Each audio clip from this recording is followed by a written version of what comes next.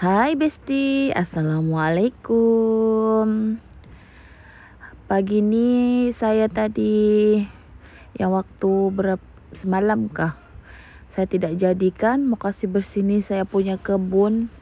Nah, ini hari bolehlah saya kasih bersih.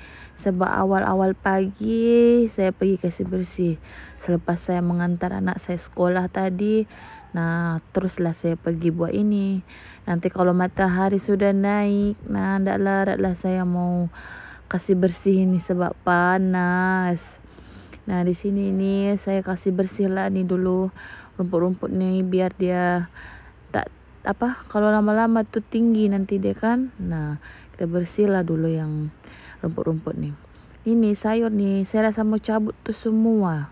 Yang dekat dalam bekas biru tu kan saya ingat mau tanam yang lain. Masalahnya dia masih hidup. Tidak sampai hati ini untuk mencabutnya. Ya, macam tu lah. Lepas tu lepas saya berkebun tu saya buat kerja rumah lah pula.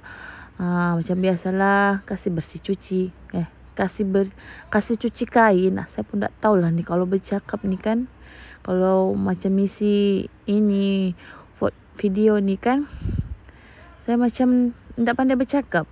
Nah, di sini ni kami ni semalam tidur di luar. Anak saya tu ajak tidur di luar. Nah, terpaksalah ikut lah kan, sebab dia tengah batuk juga kan saya semua. Kalau di bilik tu sejuk. Nah, diajak tidur di luar lah. Nah, lepas saya mengemas itu semua selimut-selimut tu, saya kasih sapu lah ini rumah.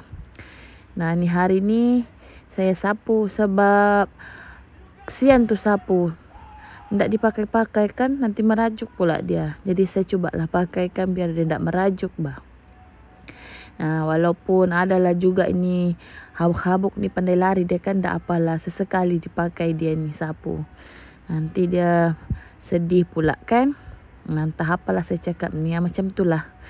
Okeylah, lepas tu saya ni menyapu ni, saya sambunglah pula ni dekat dapur ni Nah, lepas tu anak saya mau makan roti. Nah, saya mau buatkanlah dulu.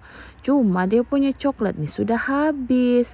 Padahal semalam berjalan sejak ndak diingat-ingat. Nah, pakailah apa yang ada secukup-cukupnya sejaklah. Nah, dia kata, "Mama ni kenapa lah lupa beli?" Tak apalah, makan saya lah kan yang apa yang ada. Lepas tu di sini saya kasih bersih dulu meja. Lepas tu next baru saya masak. Tapi videonya berlainan.